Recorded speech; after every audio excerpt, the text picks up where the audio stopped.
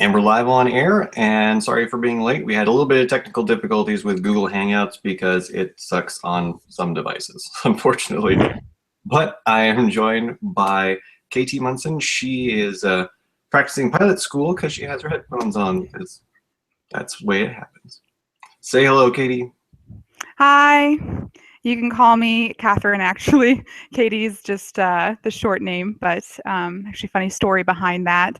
When I was in middle school, all my friends used to write my name down as Katie because I was young and I went by Katie, and they would just shorten it. So when I started as an author, I was like, oh, I'll just keep the nickname from when I first started writing in middle school, and that's how it started. So that's actually my pen name, but you can call me Katherine. I didn't really clear that up beforehand, so thank you for doing that. Yeah, no problem. Now, as we discussed just a little bit ago, you are actually the author of 3 books, 2 of which you can find out there on Goodreads. And now, there's one link I got for Amazon. Are they both on Amazon? All 3 of my books are on Amazon. Only 2 of them are on Smashwords. So, but all 3 are available on Amazon, and I would highly recommend the newest one, which is my 1001 Islands. It's a fun pirate fantasy, and it came out today. And congratulations, came out today. I mean, anybody watching this, just go buy it. Yes, go, because today it is $2.99, and anybody who got it in the pre-order is that price, and then starting tonight at midnight, it goes up to $4.99. So get it today. Go out right now. Now, you said this one's kind of like a pirate adventure. From what I read about it, that's exactly what it sounds like. And I think somebody actually wrote a review stating that it's kind of like I don't know what you want to call it, the essence of Princess Bride with all the riffraff and derelicts in there. Is that true? Yeah, actually, I was ecstatic when I read the review because I love Princess Bride, and I actually love the book too, even though it's a lot sadder than the movie. Stick with the movie. Yeah, actually, it's got a lot of rogues and a lot of fun little twists, and it's actually quite clever. I was actually really proud of this book because it keeps you guessing till almost the end of the book what's exactly going on.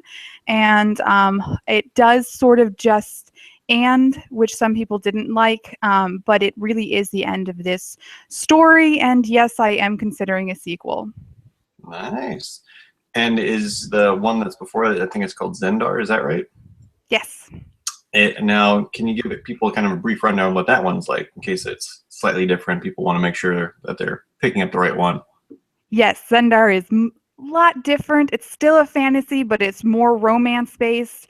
You have a lot more about the relationship between Azel and Alaron than you do more of the fantasy and the adventure. There is adventure in it, but it really comes back to it's an adult romance, and with an awesome fantasy twist to it, which keeps things. It's on a desert world, which is kind of exciting, and they have limited water, and those are big areas that hold the water. They're like the 6 major, and each of them has a specific power, and then they marry within the bloodlines so that they can continue to have the most powerful in their group to protect the water.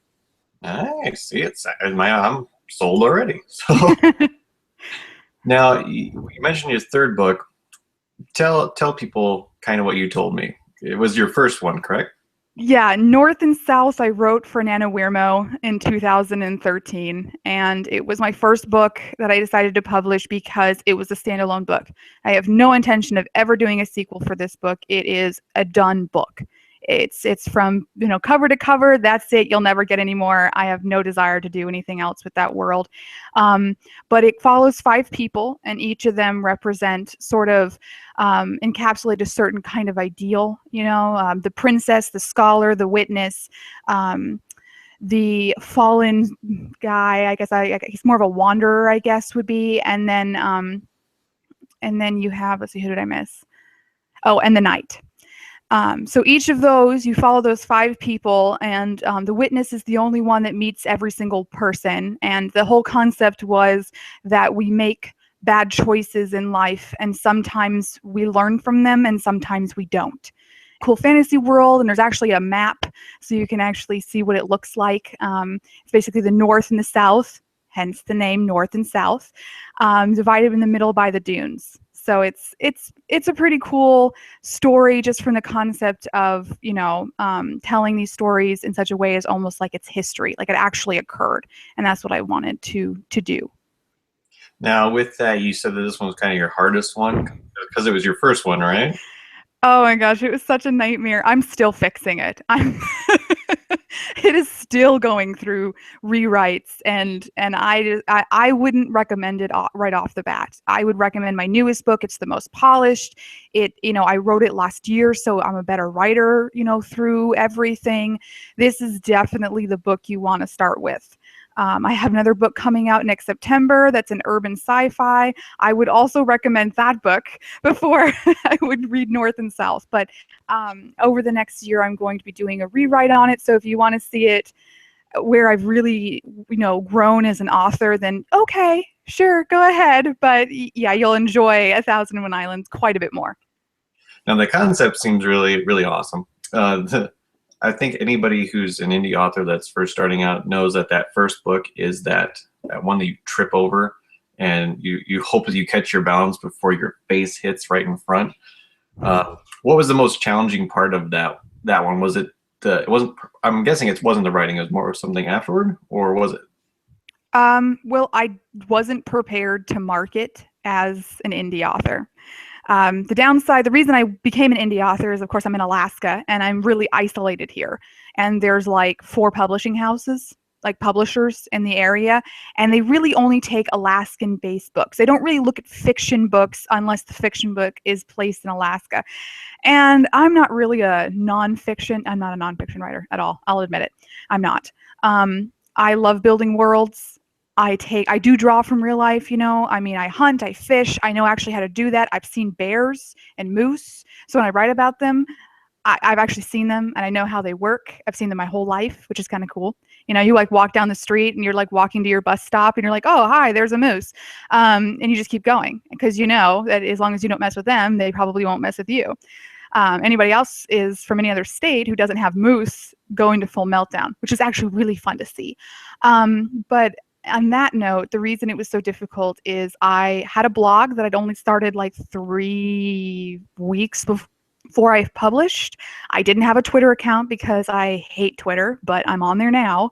I didn't have any platform. I was just like, please read me. And I didn't realize the depth of the market that has expanded with, with CreateSpace. I underestimated a lot of things, and I'm slowly learning more. With a business background, I thought I had it all figured out, but I do not.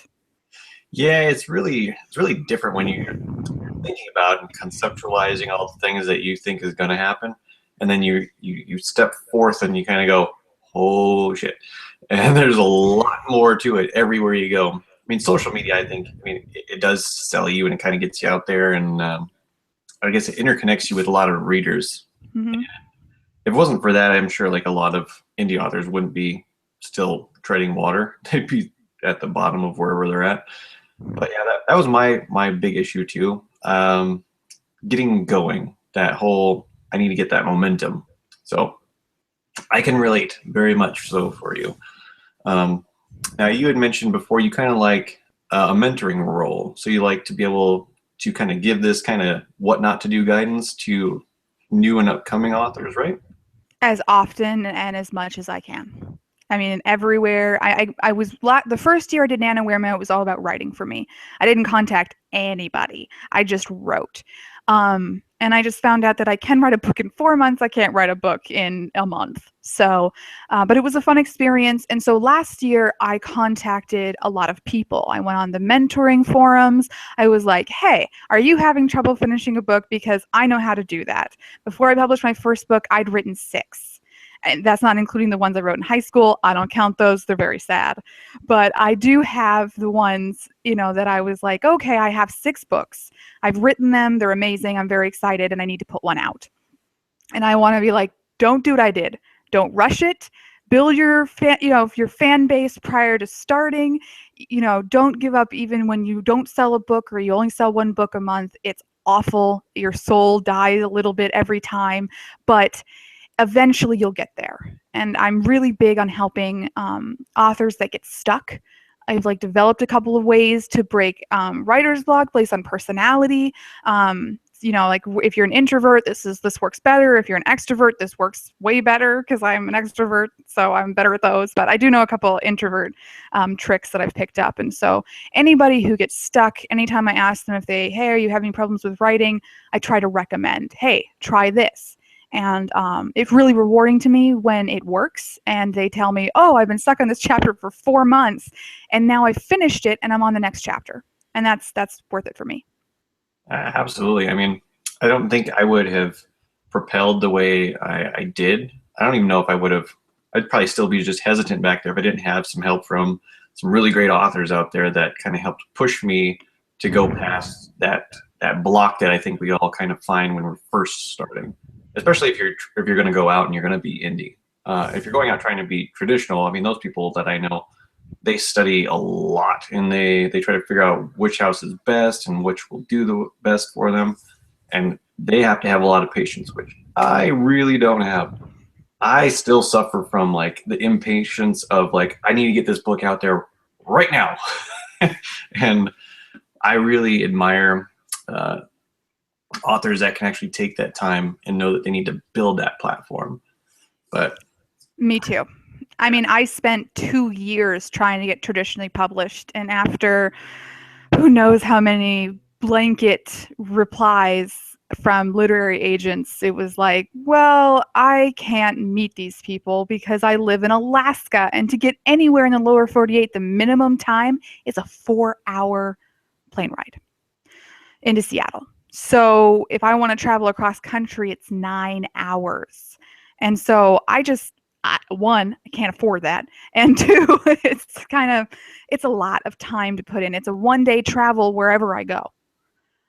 So just looking at where do I go? Do I fly into New York and start kicking down doors and being like, I can write books. I'm pretty good. I've been doing this since I was 5. But no, that doesn't work.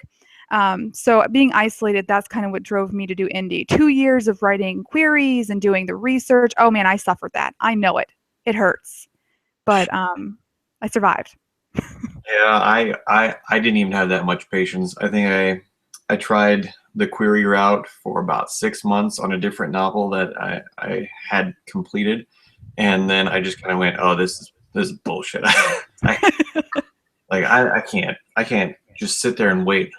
So in the meantime, I wrote the book that I actually did publish indie for, which I had more fun with actually. So for you, are you thinking of, I don't know, still going traditionally, like just trying to still query while you're putting out books that are indie? I did. I have been only for one book. It's a YA I wrote for my little sister. And she says I'm not allowed to publish it unless it's done traditionally or I've sold 10,000 copies of whatever book. I'm not allowed. So the stakes are pretty high up there for you. Yeah, so it's an amazing book and I love it. I think it's the best book I've ever written. Maybe it's just because I had my sister in mind when I wrote it. It is really the epitome of a YA fantasy that is good for all ages. Everyone will love it. And I incorporate hunting with a bow, which I can actually do. So that's kind of cool. And I incorporate a lot of really cool characters and I spend a lot of time developing it. And so I really want to put it out there for people to read. And my sister won't let me. But it's her book. I wrote it for her. And that's kind of a trend I've taken recently, is really, really big supporters of me. I've been writing them books for them. So the one coming out next year is for my my editor.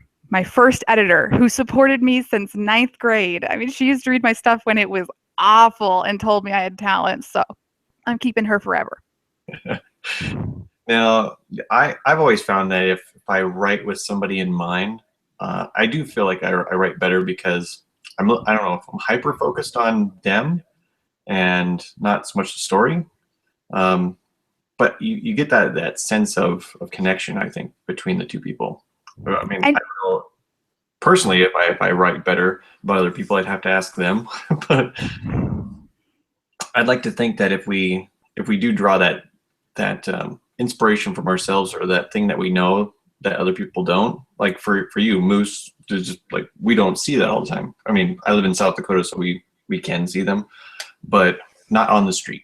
So to have that experience and draw from that and pull that in, we don't realize how many other people don't get to experience that. Well, I kind of do realize because every time I do travel, I've been traveling since I was really young. My mother's a travel agent, so I've traveled all over the world. More so here, but I have been to Europe and I've been to Mexico a couple of times, and of course Canada, and so mostly North America. But I have traveled, and having traveled my entire life, you always get you're from Alaska? Yeah, we don't tell people in Mexico and Europe that we're from the United States. We say we're from Alaska. And it is such a difference of a response that we get from people because there are so many TV shows about this state, and say I was born there, I grew up here, this is all I've really, ever really known as home. I get a lot of people who freak out, and it's really funny when I talk and meet people and I'm like, oh hi, I'm this person, I'll help you write your book and finish, or they're like, oh, I'm 14 and I live in California, where do you live? And I'm like, oh, I'm sorry, I'm on like a 3 hours difference or 2 hours difference because I'm in Alaska. And I get the same response almost every time, usually Alaska in all capital letters and then a ridiculous amount of explanation points. Well, I don't get that because I live in South Dakota and people kind of wonder if that's a state or not. Like, oh, right, yeah, South Dakota, okay. So I get apparently a boring state. You get the awesomely cold, biggest state in the country. Yeah, if you cut Alaska in half, Texas would be the third largest state. Just for anybody who's down there. And no, we're not next to Hawaii. I get that too. That's because those maps are deceiving. Whenever you see the map, you see Hawaii right here and Alaska right here. People just think it's just like a little jaunt up the coast to Alaska. No, it's probably like 8 hours away. Actually, I think it's only a 5.5 hour flight from Hawaii to Alaska. But who's counting, right? Yeah, it's still a while. Now, for you guys, I mean, the movies I've seen with Alaska in them are a handful. One that always comes to mind for some reason is Insomnia. Is it dated like forever there or some like right now? In the summertime. Well, right now it's winding down, so it gets dark around, I think 11 o'clock. It's finally fully dark. But in the summertime, like in June, around on the solstice, we get 56 minutes of nighttime, which is really like dawn and dusk, so it doesn't actually ever get dark. So yes, pinkish hue, and then it's like, oh, and then it's day. Yeah, like every household, if they lived here for, survived to summer and winter, and they're coming back to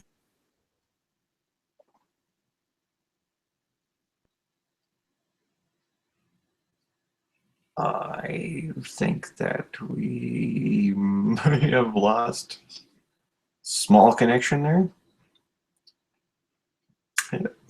It would be fun because it'd be 2 Saturdays in a row, but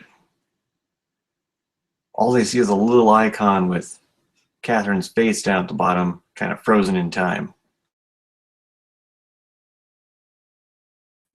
I'm by myself again.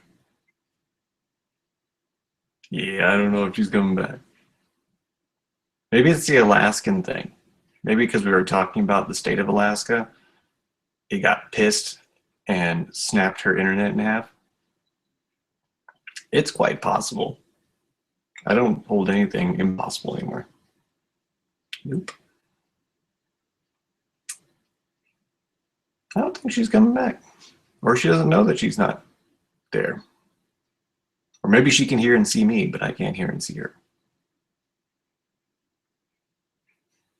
This is getting awkward. She dropped out.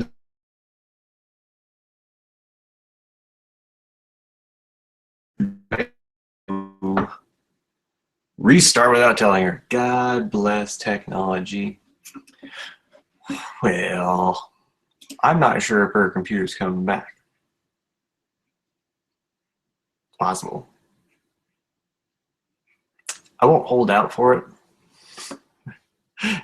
It will be in the same category as last week, where unfortunately we lost a guest. I think something about super long distances just doesn't work. I don't know. What I will say is Catherine's a delight. I loved interviewing her. She has 3 books out there, 2 that I know are on Goodreads if you are a Goodreads follower. I will put links to all of her work, to her Smashwords account, in the bottom of this interview. And if you have any questions for either Katherine or myself, actually, I think she just came back. I just decided to go with my smartphone. Haha! See, technology's coming back. I know. Luckily I was smart enough to be like, oh, I'm just gonna go ahead and download the Hangouts on my phone just in case. See, that's what you get for being prepared. See, only offline for like 30 seconds. See, it was a short flight. I was like treading water out there going, I don't know what I'm doing. Well, I was just trying to wrap up, but let's see what we can continue. And hopefully your cell phone service doesn't hate you or hate me. This is a new iPhone, so if it does something, I'm just gonna burn all my computers.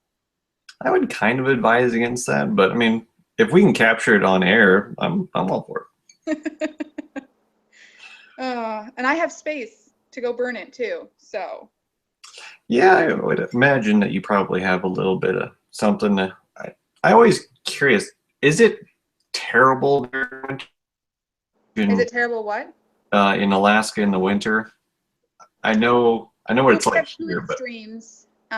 So when we were talking about how is it really daylight 24 hours in June? Yeah, it really does do that. On the flip side, in December, on the 21st, on the winter solstice, we get like 4 hours of daylight. Yeah, that would suck. Yeah. So you can't have one extreme without the other here.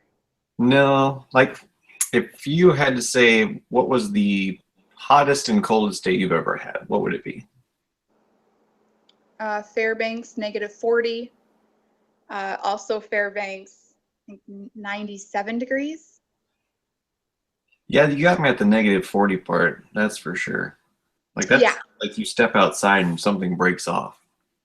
Yeah, we have to keep the bus running. I was doing a riflery contest up in Fairbanks when I was still in high school, and you drove the bus up, you parked outside the shooting range, you left the bus running. You don't turn it off.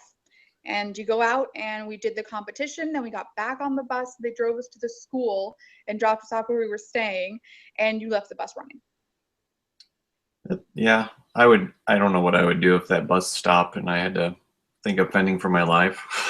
And you don't touch the metal on the side of the bus because you might freeze to it, especially if you have any condensation on your hands or arms or skin, you'll stick. You remember those funny kids that would go up and they'd like stick their tongue to the like the pole of any metal pole when it's frosty? That's like everywhere. You don't stick anything wet at all to anything because you will stick. So I'm always curious as to like if you threw a bucket of water into the air, what the hell would happen to it? It will probably splash on the ground and then freeze almost immediately. Well, I would say that if you're ever in South Dakota, we are not that cold. We can get down to the negative teens, I think, but in the summertime, we do kind of get up into the 110s at different points. So, right. Yeah. Well, weather is super fun. Let's get back to books. Do you have any inspirations as far as when you are writing, as far as like you see a character and you're like, I want to write something based around a character like that, or around a person like that, or anything to that effect? Sometimes. Sometimes I want to base it off of something. Sometimes I have a dream and I'm like, that was the coolest dream ever. I am writing this down. And that's going to be like one of the chapters. For North and South, I had this image of this girl in the middle of the desert with two horses or two camels or two whatever animals, and they're moving through the desert, and she's got somebody on the second one like thrown over, and she's just traveling. And that was just the image, and I wanted to build a story, around that image. And then sometimes that's what it is. I try to build a story around a single image or a single dream.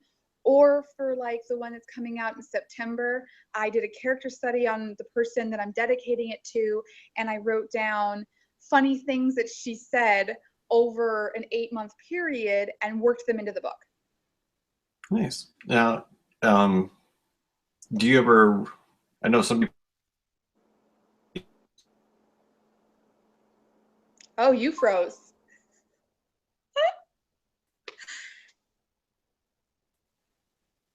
I can see me.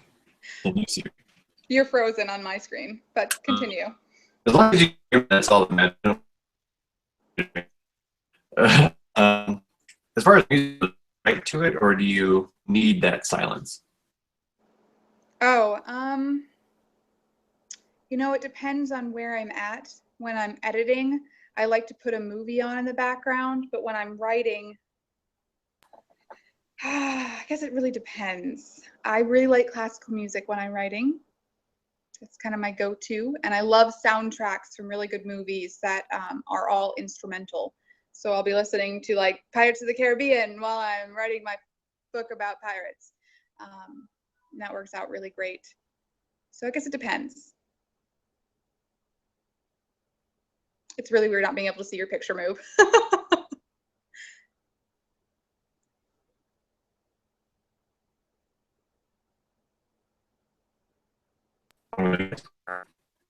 Maybe.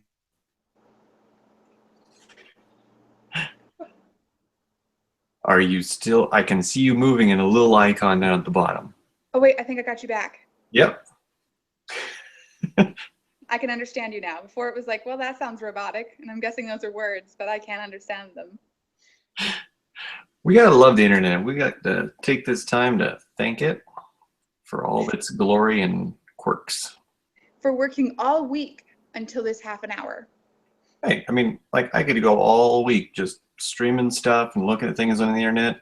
The moment I count on it, though, it will shit on my life. Yes. With pleasure. With pleasure. Well, before we start getting into something and then